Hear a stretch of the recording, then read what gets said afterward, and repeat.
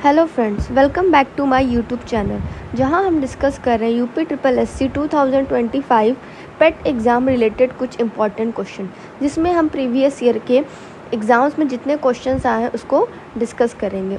Already मैंने बहुत सारे वीडियोज़ इसके अपलोड करके रखे हैं, तो अगर आप हमारे चैनल पर नए हैं तो इसको लाइक, सब्सक्राइब और ज़्यादा से ज़्यादा शेयर करें। चलिए आज की क्लास स्टार्ट करते हैं। निम्नलिखित में से कौन वह व्यक्ति है जिनका नाम देवनाम प्रियदर्शी था? तो इसका करेक्ट आंसर हो जाएगा आपका ऑप्शन डी, मौर्य सम्राट अशोक। नेक्स्ट आपका टॉपिक है गुप्त वंश, समुद्रगुप्त, चंद्रगुप्त द्वितीय से। इसमें पहला है कि निम्नलिखित में से किस शासक के दरबारी कवि हरिशेन थे? इनमें से कोई नहीं, कुमारगुप्त, समुद्रगुप्त या स्कंदगुप्त। तो देखिए इसका करेक्ट आंसर हो जाएगा आपका ऑप्शन सी, समुद्रगुप्त। वे विशेष रूप से प्रयाग प्रशस्ति के रचयिता के रूप में जाने जाते हैं, जिसमें समुद्रगुप्त की वीरतापूर्ण कार्यों का वर्णन है। नेक्स्ट है आपका समुद्रगुप्त की प्रशस्ति संस्कृत में एक कविता के रूप में किस कवि द्वारा रचित थी, जिसे इलाहाबाद में अशोक स्तंभ पर अंकित किया गया था? भारवी, हरिशेन, भास या बाणभट्ट? इसका करेक्ट आंसर हो जाएगा ऑप्शन सी, हरिशेन। समुद्रगुप्त की प्रशस्ति संस्कृत में एक कविता के रूप में कवि हरिशेन द्वारा रचित, जिससे इलाहाबाद यानी वर्तमान में प्रयागराज में अशोक स्तंभ पर अंकित किया गया था। हरिशेन जो था वो राजा समुद्रगुप्त का दरबारी कवि था। नेक्स्ट है आपका खगोलविद वराहमिहिर और कवि कालिदास किसके दरबार का हिस्सा थे? विक्रमादित्य, बिंदुसार, बिंबिसार या पृथ्वीराज चौहान? तो इसका करेक्ट आंसर हो जाएगा ऑप्शन ए, खगोलविद वराहमिहिर और कवि कालिदास सम्राट समुद्रगुप्त द्वितीय विक्रमादित्य के नवरत्नों में से थे। गुप्त सम्राट चंद्रगुप्त द्वितीय के दरबार में बहुत से विद्वानों को नवरत्न के रूप में अलंकृत किया गया था। नेक्स्ट है आपका भारतीय इतिहास में धन्वंतरी कौन थे? इनमें से कोई नहीं, हर्ष के समय के एक प्रसिद्ध नाटककार, चंद्रगुप्त विक्रमादित्य की सभा को सुशोभित करने वाले प्रसिद्ध चिकित्सक या चंद्रगुप्त मौर्य के प्रसिद्ध सेनापति? तो इसमें से आपका करेक्ट आंसर हो जाएगा चंद्रगुप्त विक्रमादित्य की सभा को सुशोभित करने वाले वो प्रसिद्ध चिकित्सक थे। ये आयुर्वेदिक शास्त्र के प्रकांड पंडित थे। चंद्रगुप्त द्वितीय के नवरत्नों की प्रसिद्ध सर्वकालिक रही है। नवरत्नों में जो सर्वोत्कृष्ट महाकवि कौन थे? तो आपके कालिदास थे। फ्रेंड्स, अगर आप बिहार टीचिंग एग्ज़ाम की प्रिपरेशन कर रहे हैं और अगर आपको 6 to 8 साइंस से रिलेटेड इम्पॉर्टेंट वीडियो चाहिए या उससे किसी बुक से रिलेटेड आपको वीडियो चाहिए, तो आप कमेंट बॉक्स में कमेंट करके बताइएगा। तो नेक्स्ट वीडियो में आपको 6 to 8 बिहार टीचिंग एग्ज़ाम का साइंस का प्रोवाइड करवाऊँगी। बढ़ते हैं। कन्नौज से पूर्व हर्षवर्धन का शासक था? कौशाम्बी, श्रावस्ती, कुशीनगर या थानेश्वर? इसका करेक्ट आंसर हो जाएगा ऑप्शन डी, हर्षवर्धन कन्नौज से पूर्व थानेश्वर का शासक था। यहीं पर पुष्यभूति वंश की स्थापना हुई। राज्यवर्धन की मृत्यु के पश्चात 606 ईस्वी में हर्षवर्धन थानेश्वर की गद्दी पर बैठा था। हर्ष के शासनकाल में ही चीनी यात्री हेनसांग भारत आया था। ये आपका इम्पोर्टेंट क्वेश्चन है, इसको नोट कर लीजिएगा, कई बार एग्जाम में ये रिपीट हुआ है। नेक्स्ट है आपका हर्षवर्धन ने 5 इंडीज़ को अपने नियंत्रण में लिया। इनमें से कौन सा 5 इंडीज़ था? तो इसका करेक्ट आंसर हो जाएगा आपका ऑप्शन बी, पंजाब, कन्नौज, बंगाल, बिहार और उड़ीसा। तो ऑप्शन बी आपका ये हो गया करेक्ट आंसर। हर्षवर्धन को बादामी के चालुक्य वंश शासक पुलकेशिन द्वितीय से पराजित, उन्होंने उसको हराया। तो ये आपका इम्पॉर्टेंट लाइन है, इसको आप नोट कर लेना या फिर इसका स्क्रीनशॉट ले लेना। नेक्स्ट है आपका कि कादम्बरी के लेखक कौन है? कालिदास, हर्ष, कौटिल्य या बाण? तो इसका करेक्ट आंसर हो जाएगा कि कादम्बरी के लेखक है आपके बाणभट्ट। बाणभट्ट सम्राट हर्ष के दरबारी कवि थे। इनकी एक महत्वपूर्ण रचना हर्षचरितम भी है। ये भी इम्पॉर्टेंट क्वेश्चन है, इसको भी आप नोट कर लीजिएगा या फिर स्क्रीनशॉट ले लीजिएगा। नेक्स्ट क्वेश्चन है आपका, हर्षवर्धन के शासनकाल के दौरान निम्नलिखित में से कौन सी नई राजधानी थी जो थानेसर से स्थानांतरित हुई थी? कन्नौज, मगध, पाटलिपुत्र या कुरुक्षेत्र? तो देखिए इसका करेक्ट आंसर हो जाएगा ऑप्शन ए कन्नौज। थानेसर या थानेश्वर हर्षवर्धन की प्रारंभिक राजधानी थी। हर्षवर्धन के शासनकाल के दौरान कन्नौज नई राजधानी बनाई गई जो थानेश्वर से क्या हो गई तो स्थानांतरित हुई थी। नेक्स्ट है आपका, निम्नलिखित में से कौन सी हर्षवर्धन की पहली राजधानी थी? पाटलिपुत्र, वैशाली, थानेश्वर या मगध? तो इसका करेक्ट आंसर हो जाएगा थानेश्वर जो थी हर्षवर्धन की पहली राजधानी थी। अब आपका है नेक्स्ट टॉपिक राजपूत काल। इससे रिलेटेड कुछ हम इम्पोर्टेंट क्वेश्चन आगे देखेंगे। पहला है जिसमें कौन सा साहित्य संगम साहित्य के रूप में प्रसिद्ध है? तमिल साहित्य, उर्दू साहित्य, वैदिक साहित्य या संस्कृत साहित्य? जिसमें आपका ऑप्शन ए जो है करेक्ट आंसर है तमिल साहित्य। प्राचीन तमिल साहित्य को क्या कहते हैं तो संगम साहित्य कहा जाता है। नेक्स्ट है आपका, एलोरा कैलाश मंदिर का निर्माण किस राजवंश ने करवाया था? पल्लव, सातवाहन, राष्ट्रकूट या मौर्य? तो इसका करेक्ट आंसर हो जाएगा ऑप्शन सी राष्ट्रकूट। एलोरा के कैलाश मंदिर का निर्माण जो राष्ट्रकूट शासक कृष्ण प्रथम ने करवाया था। ये कहाँ है तो आपका औरंगाबाद महाराष्ट्र में स्थित है। नेक्स्ट है आपका, प्रसिद्ध विरूपाक्ष मंदिर कहाँ अवस्थित है? श्रीकालहस्ती, हम्पी, तिरुपति या भद्राचलम? तो देखिए इसका करेक्ट आंसर हो जाएगा यह आपका स्थित है हम्पी में। ये किस भगवान को समर्पित है तो ये भगवान शिव को समर्पित है। यह मंदिर तुंगभद्रा नदी के किनारे पर स्थित है। नेक्स्ट क्वेश्चन है आपका, निम्नलिखित में से कौन सा मंदिर पल्लव राजवंशियों के शासन काल के दौरान बनाया गया था? बृहदेश्वर मंदिर, हजारा मंदिर, नागेश्वरम मंदिर, महाबलीपुरम मंदिर? तो इसका करेक्ट आंसर हो जाएगा ऑप्शन डी महाबलीपुरम मंदिर। यह मंदिर पल्लव शासकों द्वारा बनवाया गया था। यह द्रविड़ कला और तमिल संस्कृति का एक प्रमुख उदाहरण है। सारे जो क्वेश्चंस आए हुए इन क्वेश्चन के साथ साथ जो हर क्वेश्चन का एक्सप्लेनेशन दिया है इसको भी आप नोट करते जाइएगा, फिर स्क्रीनशॉट लेते जाइएगा क्योंकि इससे भी बहुत सारे क्वेश्चंस आपको एग्जाम में मिल सकते हैं। बढ़ते हैं अगले प्रश्न की ओर। राष्ट्रकूट वंश के संस्थापक कौन थे? महेंद्र वर्मन, हर्षवर्धन, दंती दुर्ग या दंती वर्मन या सिम्हा विष्णु? तो इसका करेक्ट आंसर हो जाएगा ऑप्शन सी दंती दुर्ग राष्ट्रकूट वंश के संस्थापक थे। राष्ट्रकूट कन्नड़ मूल के थे और उनकी मातृभाषा कन्नड़ थी। राष्ट्रकूट शासक कृष्ण प्रथम ने एलोरा में कैलाश मंदिर का निर्माण करवाया था। नेक्स्ट है आपका, चोल साम्राज्य के संस्थापक निम्नलिखित में से कौन थे? आदित्यवन, विजयालय चोल, अरिंज चोल या परांतक चोल? तो इसका करेक्ट आंसर हो जाएगा आपका ऑप्शन बी विजयालय चोल। 9वीं शताब्दी में चोल साम्राज्य की स्थापना विजयालय चोल ने की थी। यह आरंभ में पल्लवों का सामंत था। पल्लवों तथा पांड्यों के मध्य हो रहे संघर्ष का लाभ उठाकर इसने तंजौर पर अधिकार कर लिया। नेक्स्ट है आपका कि सिंचाई के लिए 16 मील लंबी चोल झील का निर्माण इनमें से किस चोल शासक ने करवाया था? राजेंद्र प्रथम, अधिराज, राजराज प्रथम या इनमें से कोई नहीं?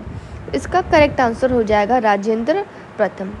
राजेंद्र प्रथम ने अपने गंगा घाटी में अभियान की सफलता के उपलक्ष्य में गंगेकोट चोल की उपाधि धारण की तथा गंगेकोट चोलमपुरम नामक नई राजधानी की स्थापना की। नई राजधानी की समीप ही उसने चोल गंगम नामक झील का निर्माण करवाया था। नेक्स्ट क्वेश्चन है, चोल अभिलेख के अनुसार जैन सभाओं को दान में दी जाने वाली भूमि को क्या कहा जाता था? वेल्लनवगाई, पल्लिच्छानदम, शाला भोगा या ब्रह्मादेव? तो इसका करेक्ट आंसर हो जाएगा ऑप्शन सी पल्लिच्छानदम। नेक्स्ट है, निम्नलिखित में से कौन सा शिव मंदिर चोल शासकों के संरक्षण में नहीं बनाया गया था? इसका करेक्ट आंसर हो जाएगा ऑप्शन बी, गोडेश्वर मंदिर यानी सिन्नार। गोडेश्वर मंदिर जो है आपका सिन्नार यादव वंश के द्वारा निर्मित कराया गया था। यह महाराष्ट्र के नासिक में स्थित है। यह भगवान शिव को समर्पित मुख्य मंदिर के साथ 4 अन्य मंदिर सूर्य, विष्णु, पार्वती और गणेश को समर्पित है। नेक्स्ट है आपका, पाल वंश का पहला शासक कौन था? देवपाल, गोपाल, रामपाल या महिपाल?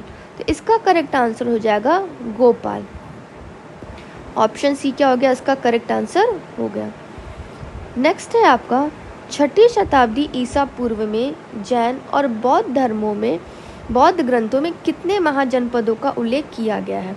12, 16, 20 या 24? तो इसका करेक्ट आंसर हो जाएगा 16। 6ठी शताब्दी ईसा पूर्व के जैन और बौद्ध ग्रंथों में 16 महाजनपदों का उल्लेख किया गया। 16 महाजनपदों का उल्लेख जैन ग्रंथ यानी भगवती सूत्र में तथा बौद्ध ग्रंथ अंगुत्तर निकाय में मिलता है। नेक्स्ट है आपका, चरक संहिता संबंधित है गणित से, चिकित्सा से, वास्तुकला से या राजनीति से? इसका करेक्ट ऑप्शन हो जाएगा सी, चिकित्सा से। नेक्स्ट है, हाँ ये इंपॉर्टेंट क्वेश्चन है, ये कनिष्क के दरबार में क्या थे? राजवैद्य थे। तो ये इंपॉर्टेंट है, इसको आप नोट डाउन कर लेना या फिर स्क्रीनशॉट ले लेना। नेक्स्ट क्वेश्चन है आपका, निम्नलिखित में से किसने निरुक्त व्युत्पत्ति विज्ञान, भाषा शास्त्र और शब्दार्थ विज्ञान पर सबसे पुराना भारतीय ग्रंथ नामक पुस्तक लिखी थी? महर्षि पतंजलि, श्री यस्काचार्य, कालिदास या कल्हड़? तो इसका करेक्ट आंसर हो जाएगा आपका महर्षि पतंजलि, जिन्हें निरुक्त व्युत्पत्ति विज्ञान, भाषा शास्त्र और शब्दार्थ विज्ञान पर सबसे पुराना भारतीय ग्रंथ नामक पुस्तक लिखी थी। नेक्स्ट क्वेश्चन है, नीति सात यानी राजनीति के तत्व, जिसमें कौटिल्य के अर्थशास्त्र का प्रारंभिक मूल पाठ शामिल है, निम्नलिखित में से किसके द्वारा लिखा गया था? कामंदक, विष्णुगुप्त, वीरसेन या श्रीहर्ष? तो इसका करेक्ट आंसर हो जाएगा आपका ऑप्शन ए, कामंदक का शामिल था। नेक्स्ट क्वेश्चन, राजा कनिष्क के शासन काल के दौरान दरबारी चिकित्सक का नाम बताइए? सुश्रुत, कश्यप, चरक या पतंजलि? इसका करेक्ट आंसर हो जाएगा आपका ऑप्शन सी, चरक। नेक्स्ट, पंचतंत्र की कथाएं किसके द्वारा लिखी गई थी? तुलसीदास, विष्णु शर्मा, वाल्मीकि या वेद व्यास? तो इसका करेक्ट आंसर हो जाएगा विष्णु शर्मा द्वारा यह लिखी गई थी। तुलसीदास द्वारा रचित कुछ रचनाएं रामचरितमानस, वाल्मीकि रामायण एवं वेद व्यास महाभारत की रचना हेतु ये विशेष रूप से जाने जाते हैं। नेक्स्ट है आपका, शूद्रक द्वारा लिखित मृच्छकटिक का साहित्यिक प्रकार निम्नलिखित में से कौन सा है? टीका, निबंध, नाटक या कविता? तो इसका करेक्ट आंसर हो जाएगा आपका नाटक। नेक्स्ट क्वेश्चन है आपका कि तमिल व्याकरण की कौन सी रचना, जिसे तमिल साहित्य की सबसे पुरानी मौजूदा रचना कहा जाता है? आपके ऑप्शन है वल्लभपति, तोलकाप्पियम, शीलपादिकारम या मणिमेरु लय? इसका करेक्ट आंसर हो जाएगा आपका ऑप्शन बी, तोलकाप्पियम। नेक्स्ट है, निम्नलिखित किनके बीच तक्षशिला शहर स्थित था? सिंधु और झेलम, झेलम और चेनाब, चेनाब और रावी, रावी और व्यास? तो इसका करेक्ट आंसर हो जाएगा ऑप्शन ए, सिंधु और झेलम नदियों के मध्य यह अवस्थित था। तक्षशिला प्राचीन भारत का क्या था? तो एक शैक्षिक केंद्र था एवं विश्वविद्यालय के लिए प्रसिद्ध था। नेक्स्ट है, भारत में नवपाषाण काल गुफा चित्रकारी कहाँ मिलती है? अजंता की गुफाएं, उदयगिरी, मेहरगढ़ या भीमबेटका? इसका करेक्ट आंसर हो जाएगा ऑप्शन डी, भीमबेटका में ये मिलते हैं। भीमबेटका कहाँ है? तो ये आपका मध्य प्रदेश में है।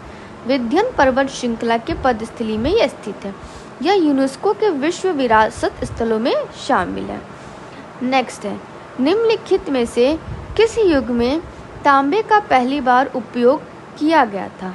मध्य पाषाण युग, नव पाषाण युग, पूरा पाषाण युग या ताम्र पाषाण युग? तो इसका करेक्ट आंसर हो जाएगा ऑप्शन डी, ताम्र पाषाण युग।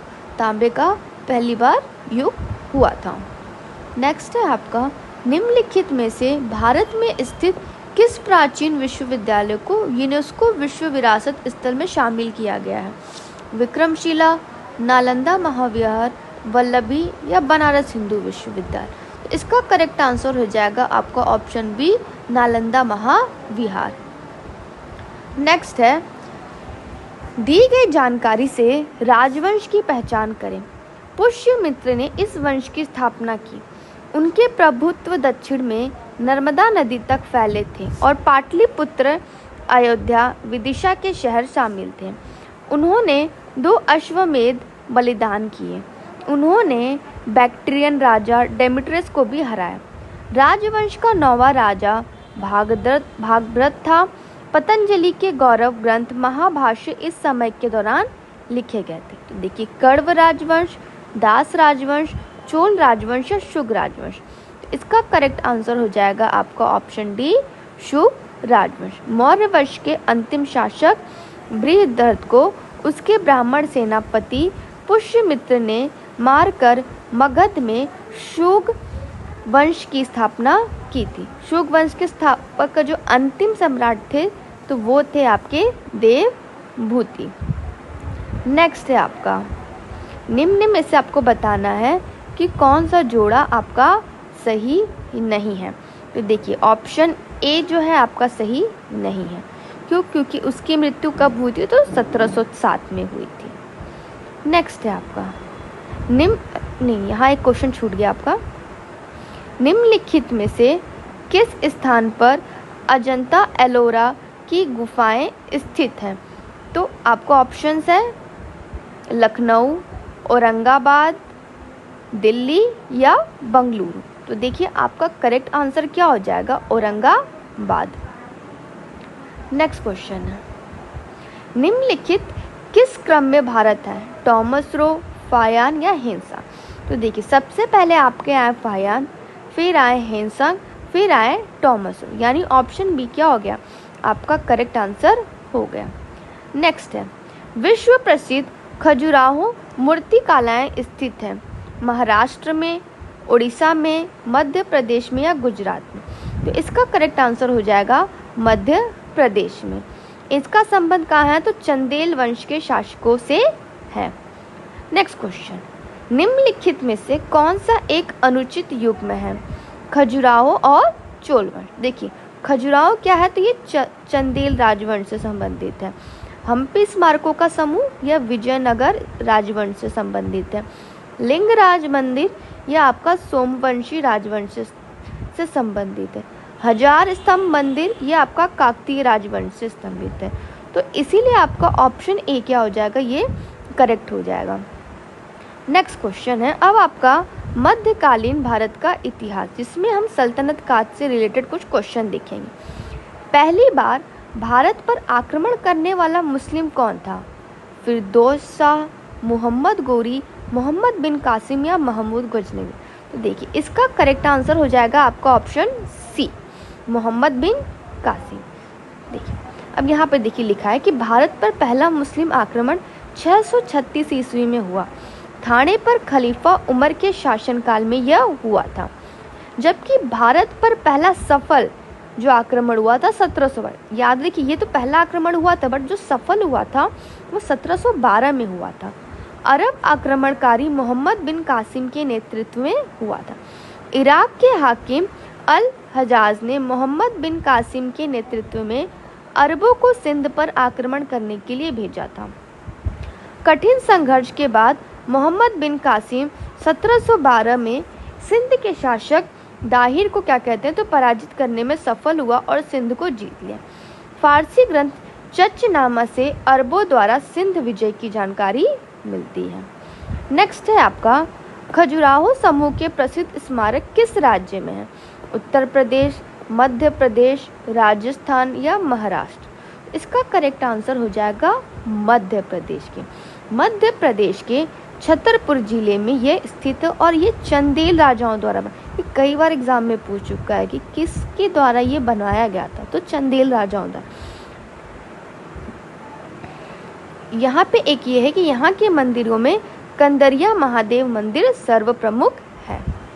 नेक्स्ट क्वेश्चन है आपका, जयचंद के विश्वासघात के कारण पृथ्वीराज चौहान की पराजय हुई, कालांतर में जयचंद्र कहाँ और कब मारा गया? तो ये देखिए, तराइन 1192, कन्नौज 1194, चंदावन 1193। तो इसका करेक्ट आंसर देखिए इसमें से कोई नहीं होगा, क्योंकि मोहम्मद गौरी ने 1194 में कन्नौज के शासक जयचंद पर आक्रमण किया। उस समय कन्नौज का एक शक्तिशाली राज्य था जिसकी पृथ्वीराज से शत्रुता थी। मोहम्मद गौरी और जयचंद्र के बीच में चंदावर में युद्ध हुआ, जिसमें क्या था, तो आपका जयचंद मारा गया। नेक्स्ट है आपका, मोहम्मद गौरी किस वर्ष पृथ्वीराज तृतीय से पराजित हुआ? 1471, 1391, 1191 या 1061 में? तो इसका करेक्ट आंसर हो जाएगा आपका ऑप्शन बी, 1191 में ये पराजित हुआ था। तराइन के प्रथम युद्ध में पृथ्वीराज तृतीय से पराजित हुआ। इसके पश्चात तराइन के द्वितीय युद्ध 1192 में मोहम्मद गौरी ने पृथ्वीराज तृतीय को क्या किया, तो पराजित किया था। नेक्स्ट आपका क्वेश्चन है, अमीर खुसरो का जन्म स्थान है एटा, कन्नौज, कासगंज या लखनऊ? तो इसका करेक्ट आंसर देखिए आपका हो जाएगा कासगंज। अमीर खुसरो का जन्म 1253 में उत्तर प्रदेश के वर्तमान कासगंज जिले के पटियाली नामक स्थान पर हुआ था। इन्हें खड़ी बोली, कव्वाली और तबला का जनक माना जाता है। वेरी इंपॉर्टेंट क्वेश्चन, कई बार एग्जाम में ये पूछ चुका है, तो इसको आप नोट डाउन कर लेना। इन्होंने किरान उस सादेन, मिफ्ता उल फुतुह, नूह सिपहर, तुगलकनामा, खजाइन उल फुतुह आदि ग्रंथों की रचना की। इन्हें क्या कहते हैं, तूतिए हिंद भी। ये भी इंपॉर्टेंट क्वेश्चन है, ठीक है, इसको आप नोट कर लेना। नेक्स्ट क्वेश्चन है आपका, अमीर खुसरो जिन्हें कव्वाली का क्या कहते हैं, तो पिता एवं भारत का तोता कहा जाता है, किसके दरबार में आए थे, किसके दरबार में दरबारी कवि थे? इल्तुतमिश, बलबन, रजिया सुल्तान या अलाउद्दीन खिलजी? देखिए आपका करेक्ट आंसर क्या हो जाएगा, अलाउद्दीन खिलजी। दिए गए विकल्पों के अनुसार अमीर खुसरो जिन कव्वाली के पिता एवं भारत का तोता कहा जाता था, अलाउद्दीन खिलजी के दरबारी कवि थे। फ्रेंड्स, ये वीडियोस उनके लिए बहुत बेनिफिशियल है कि जो लोग बुक्स नहीं खरीद सकते या फिर PDF वगैरह नहीं खरीद सकते, तो इसीलिए इस वीडियोस के थ्रू मतलब उनको मैं मटेरियल प्रोवाइड करवा रही हूँ एग्ज़ाम का। तो जो भी अगर आपके जान पहचान में ऐसे कोई फ्रेंड है आपके जो बुक्स नहीं खरीद सकते, क्योंकि बुक्स बहुत महंगे आ रहे हैं आजकल, या फिर वो PDF नहीं खरीद पाते और वो एग्ज़ाम की प्रिपरेशन कर रहे हैं, तो आप प्लीज़ उनको ये वीडियो शेयर कर देना ताकि उनको हेल्प मिल सके। कंटिन्यू करते हैं। लौ और रक्त की नीति किसने अपनाई? बलबन, अलाउद्दीन खिलजी, मोहम्मद बिन तुगलक या बाबर? इसका करेक्ट आंसर हो जाएगा बलबन ने लौ और रक्त की नीति अपनाई थी। नेक्स्ट क्वेश्चन है, हाँ यहाँ पे देखिए कुछ इंपॉर्टेंट पॉइंट्स हैं कि बलबन के राजत्व सिद्धांत की दो मुख्य विशेषताएं थी। पहली, सुल्तान का पद ईश्वर द्वारा प्रदत्त होता है, और दूसरा कि सुल्तान का निरंकुश होना आवश्यक है।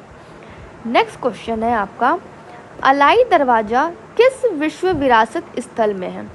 हुमायूं का मकबरा, महाबोधि मंदिर समूह, कुतुब मीनार या लाल किला? तो देखिए इसका करेक्ट आंसर हो जाएगा आपका ऑप्शन सी, कुतुब मीनार। नई दिल्ली स्थित अलाई दरवाज़ा का निर्माण सुल्तान अलाउद्दीन खिलजी ने कुतुब मीनार के निकट करवाया था। इसका निर्माण लाल बलुआ पत्थरों तथा सफ़ेद संगमरमर से हुआ है। यह प्रारंभिक तुर्की कला का एक श्रेष्ठ नमूना है। इसके अलावा अलाउद्दीन ने सीरी के किले हजार सितून महल का भी निर्माण करवाया। नेक्स्ट है आपका, अलाउद्दीन खिलजी द्वारा बनाया गया प्रसिद्ध अलाई दरवाज़ा कहाँ पर स्थित है? आगरा, नई दिल्ली, अवध या वाराणसी? इसका करेक्ट आंसर हो जाएगा आपका ऑप्शन बी, यह नई दिल्ली में स्थित है। नेक्स्ट क्वेश्चन है, दिल्ली में अलाउद्दीन खिलजी के शासनकाल की अवधि क्या थी? 1296 से 1316, 1303 से 1334, 1286 से 1316 या 1410 से 1437। तो देखिए इसका करेक्ट आंसर क्या हो जाएगा आपका ऑप्शन ए, 1296 से 1316 तक थी। ठीक है, अब आपका नेक्स्ट क्वेश्चन है कि दिल्ली में कुतुब मीनार दुनिया की सबसे ऊंची ईंट की बनी मीनार है। तो इनमें से कौन सा राजा इसके निर्माण में योगदान नहीं दिया? फिरोज शाह तुगलक, अलाउद्दीन खिलजी, कुतुबुद्दीन ऐबक या इल्तुतमिश। तो देखिए इसका करेक्ट आंसर क्या हो जाएगा आपका ऑप्शन सी, दिल्ली में स्थित कुतुब मीनार का निर्माण कुतुबुद्दीन ऐबक ने करवाया था। फिरोज शाह तुगलक के शासनकाल में इसका बिजली गिरने से इसकी चौथी मंजिल क्षतिग्रस्त हो गई थी, अतः फिरोज शाह ने चौथी मंजिल के पुनर्निर्माण के साथ साथ पांचवी मंजिल का निर्माण किया। देखिए आपसे ऐसे पूछेगा कि आरंभ किसने करवाया, तो कुतुबुद्दीन ऐबक ने, लेकिन किसके कार्यकाल में इसका निर्माण पूरा हुआ, तो वो इल्तुतमिश हो जाएगा। हाँ, और आपसे ये पूछ सकता है कि किसके काल में चौथी मंजिल क्षतिग्रस्त हो गई थी और उसने उसका पुनर्निर्माण किया था। देखिए आरंभ, फिर वो कार्यकाल पूरा होना और फिर पुनर्निर्माण, इन तीनों का अलग अलग आंसर रहेगा। तो आप इसका स्क्रीनशॉट ले लेना, फिर आपके लिए इजी रहेगा। तो इस प्रकार जो है कुतुब मीनार में 4 मंजिलों के स्थान पर 5 मंजिलें बन गई, जो आज भी विद्यमान है। नेक्स्ट क्वेश्चन है कि कुतुब मीनार कहाँ स्थित है? दिल्ली, नोएडा, गाजियाबाद या गुरुग्राम। इसका करेक्ट आंसर हो जाएगा ऑप्शन ए, ये दिल्ली में स्थित है। नेक्स्ट क्वेश्चन है आपका, नालंदा प्राचीन शिक्षण एवं मठ का एक केंद्र कब नष्ट हो गया? 600 ईस्वी, 1200 ईस्वी, 980 ईस्वी या 1527 ईस्वी। इसका करेक्ट ऑप्शन हो जाएगा 1200 ईस्वी। मोहम्मद गौरी के साथ एक साधारण दास इख्तियारुद्दीन मोहम्मद बिन बख्तियार खिलजी ने 1193 से 1203 के मध्य बिहार की विजय की तथा नालंदा एवं विक्रमशिला बिहार को नष्ट कर दिया। नालंदा विश्वविद्यालय एक आवासीय विश्वविद्यालय का उदाहरण था जो बौद्ध शिक्षा का महत्वपूर्ण केंद्र था। यद्यपि नालंदा एवं विक्रमशिला शिक्षण केंद्र पर आक्रमण कई बार हुआ, तथापि जो इसका जो आंसर इसमें मतलब क्वेश्चन के अकॉर्डिंग इसको ऑप्शन सी माना गया। भारत में तैमूर ने किस वर्ष आक्रमण किया था? 1294, 1213, 1417 या 1398। तो देखिए इसका करेक्ट आंसर आपका होगा ऑप्शन डी, 1398 में जो तैमूर ने भारत पर आक्रमण किया। नेक्स्ट क्वेश्चन है आपका कि किस शासक ने भारत में तुगलक वंश की नींव रखी थी? फिरोज शाह तुगलक, अलाउद्दीन सिकंदर शाह, गयासुद्दीन तुगलक या मोहम्मद बिन तुगलक। तो गयासुद्दीन तुगलक ने तुगलक वंश की नींव रखी थी। कब? तो 1320 में। अच्छा, एक इम्पॉर्टेंट क्वेश्चन ये है कि सिंचाई हेतु नहर निर्माण कराने वाला दिल्ली सल्तनत का पहला शासक गयासुद्दीन ही था। ये इम्पॉर्टेंट है। देखिए जो क्वेश्चंस है वो तो आप याद करिए, साथ साथ में एक्सप्लेनेशन में भी जो इम्पोर्टेंट पॉइंट है उसका आप तो स्क्रीनशॉट ले लो या तो उसको नोट डाउन करते रहो कॉपी में, क्योंकि ज़रूरी नहीं जो क्वेश्चन या एमसीक्यू में करवा रही हूँ वही है। इसके जो एक्सप्लेनेशन है उससे भी आपके बहुत सारे क्वेश्चंस आपको एग्जाम में मिल सकते हैं। तो आप इसको नोट डाउन करना, या फिर अगर आपके पास टाइम नहीं है तो स्क्रीनशॉट लेके उसका आप एक अलग से फाइल बना लो, तो आपको एग्ज़ाम के पहले एक क्विक रिवीजन करने में आपको आसानी मिलेगी, तो आप क्विक रिवीजन कर सकते हो। नेक्स्ट है आपका, खिल्जी खान निम्नलिखित में से किस राजवंश से संबंधित था? गुलाम वंश, खिलजी वंश, सैयद वंश या शाह वंश। तो देखिए इसका ऑप्शन आपका होगा करेक्ट सी, खिल्जी खान सैयद वंश का संस्थापक था।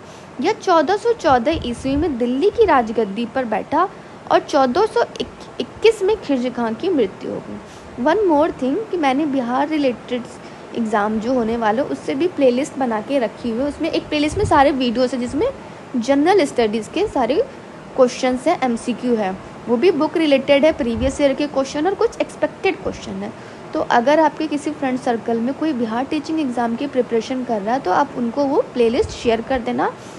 और हाँ, एक और, अगर आप साइंस से एग्ज़ाम देना चाहते हो, 6 to 8 की प्रिपरेशन कर रहे हो साइंस साइड से और आपको उसकी वीडियो चाहिए तो आप मुझे कमेंट बॉक्स में कमेंट करके बताना, तो मैं आपको उसकी वीडियो प्रोवाइड करवा दूँगी।